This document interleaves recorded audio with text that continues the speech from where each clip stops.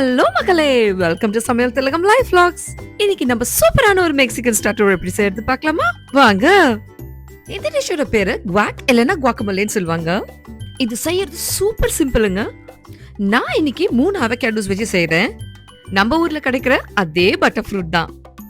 First step, நம்ம எல்லா அவகேடோஸையும் அழகா கட் பண்ணிக்கலாம். அவகேடோஸ்ல எக்கச்சக்கமான ஹெல்தி ஃபேட்ஸ் இருக்கு. நடுவுல இந்த மாதிரி ஒரு சீடு இருக்கும். அந்த சீடை நம்ம கத்தியாலேயே ரிமூவ் பண்ணிக்கலாம்.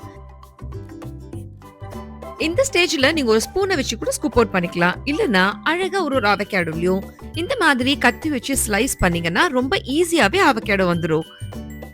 அவகேடோ வாங்கும் பொழுது ஒரு குட்டி டிப், அவகேடோ கல்லு மாதிரி இல்லாத மாதிரி வாங்கிக்கோங்க. ஏன்னா சாஃப்டா இருக்கிற அவகேடோ தான் மேஷ் பண்றதுக்கு ரொம்பவே ஈஸியா இருக்கும். டேஸ்டும் சூப்பரா இருக்கும். நீங்க அவகேடோவை ஒரு 2 நாள் ஒரு நியூஸ் பேப்பர்ல சுத்தி ஒரு டார்க் ஸ்பேஸ்ல வச்சாலே போதும். அவகேடோ சீக்கிரமாவே பழுத்துரும்.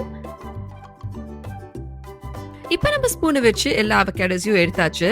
இந்த ஸ்டேஜ்ல ஒரு டேபிள் ஸ்பூன் ஆலிவ் ஆயில் சேர்த்துக்கலாம். நீங்க எந்த எண்ணெய் வேணா சேர்த்துக்கலாம். பட் ஆலிவ் ஆயில் கொஞ்சம் ஃபிளேவர்ஃபுல்லா இருக்கும்.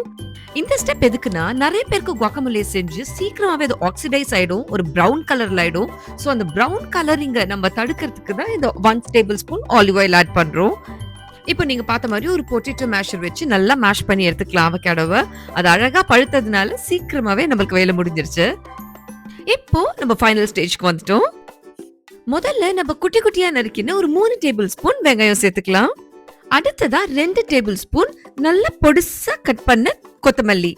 நெக்ஸ்ட் காரத்துக்கு பொடிசா நறுக்கின பச்சை மிளகாய். அடுத்து ஒரு அரை எலுமிச்சப்பழம் ஜூஸ். இது எல்லாத்தையும் நம்ம அழகா கலந்து விட்டுக்கலாம். இதுல தக்காளி கூட சேர்க்கறது உண்டு. தக்காளி நீங்க சேர்க்கணும்னு விருப்பப்பட்டீங்கன்னா நடுவுல இருக்கிற விதைகள் எல்லாத்தையும் அகற்றிட்டு அதுக்கப்புறமா நீங்க தக்காளியை சேர்க்கலாம். பட் ஒரிஜினல் ரெசிபில இங்க தக்காளி சேர்க்க மாட்டாங்க. இப்போ நம்ம லாஸ்ட் ஸ்டெப்புக்கு வந்துட்டோம். சால்ட் உங்களுக்கு எவ்வளவு வேணுமோ அவ்வளவு நீங்க ஆட் பண்ணிக்கலாம். நான் இன்னைக்கு 1/2 டீஸ்பூன் ஆட் பண்றேன். கொஞ்சம் கொஞ்சமா ஆட் பண்ணுங்க. ஏன்னா அதிகமா ஆட் பண்ணிட்டீங்கன்னா இந்த டிஷ்ல மட்டும் நம்ம அட்ஜஸ்ட் பண்ணவே முடியாது. ஒரு வேளை உப்பு அதிகமாயிருச்சுன்னா ஒரே வழி இன்னொரு அவகேடோவை ஆட் பண்றதுதான்.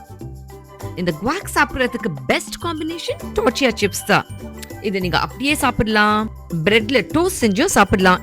நம்ம குட்டீஸ்க்கு ஸ்கூல் லஞ்ச் பாக்ஸ்ல சப்பாத்தில ஜாம் தடவறதுக்கு பதிலா இந்த குவாக்கமோலே கூட நீங்க தடவி அனுப்பலாம். ரொம்பவே டேஸ்டியா இருக்கும் அண்ட் ஹெல்தி டூ.